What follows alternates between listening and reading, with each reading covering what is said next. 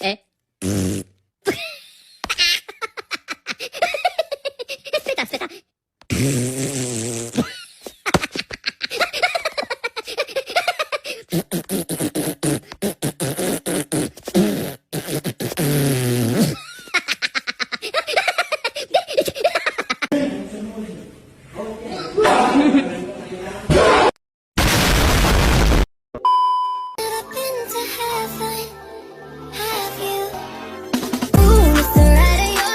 A few moments later. Are you feeling the rush? If so, then I think I know what's going on. Now we're falling in love. Say yes or no, yes or no, yes or no. Are you thinking about us? If so, then I think I know what's going on. Now we're falling in love. Say yes or no, yes or no, yes or no. Everybody in this club so faded. I'm tripping. Where pa naman na yan?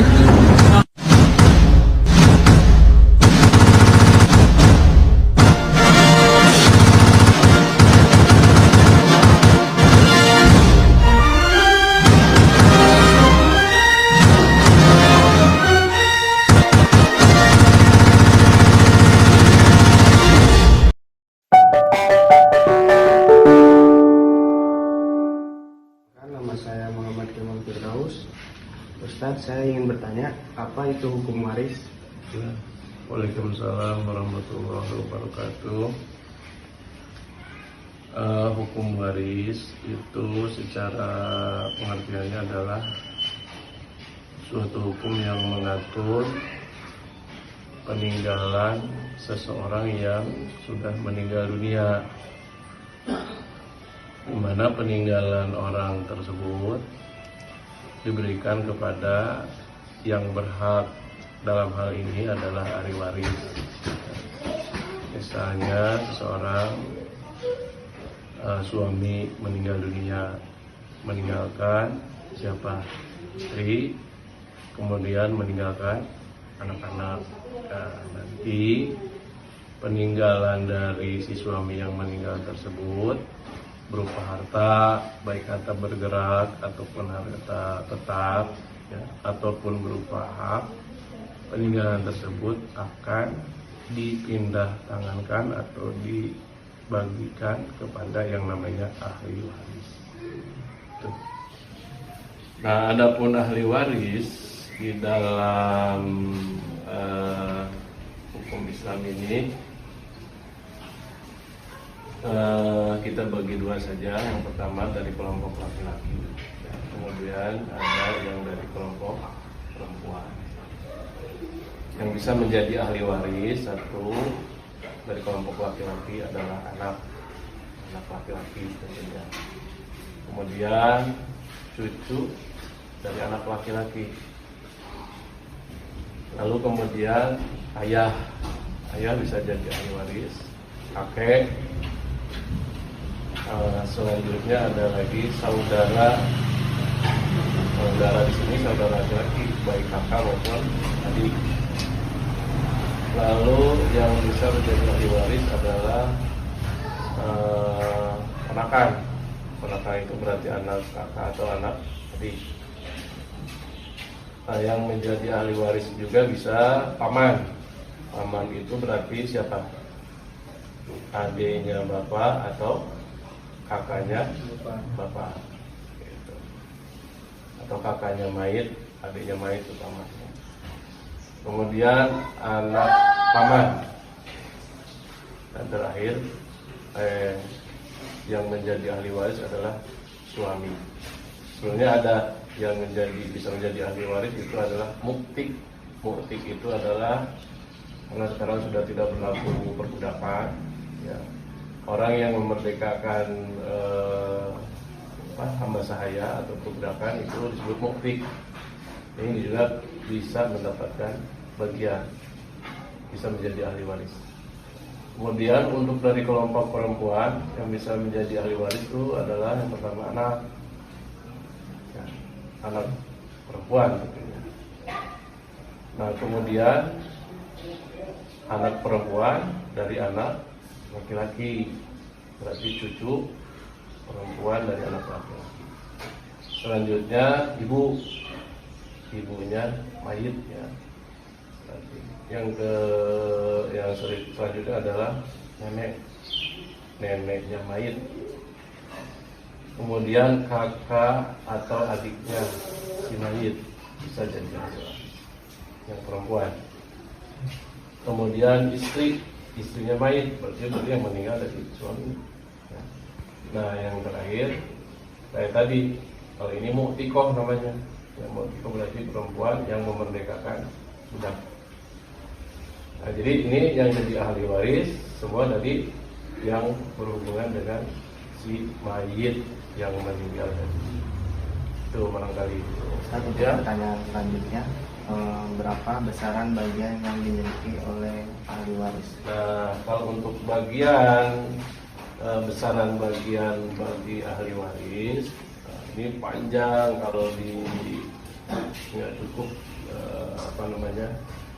kalau dibahas secara rinci. Namun kita bahas secara globalnya aja ya. Untuk bagian ahli waris itu ada yang bagian pasti. Bagian pasti ini tertulis di dalam Al-Quran. Ya, ada 6. Ada nanti yang mendapatkan 1/2 dari peninggal mayitnya. Ada yang mendapatkan 1/4. Ada yang mendapatkan 1/8. Ada yang mendapatkan 2/3. Ada yang mendapatkan 1/3 dan ada bagian 1/6.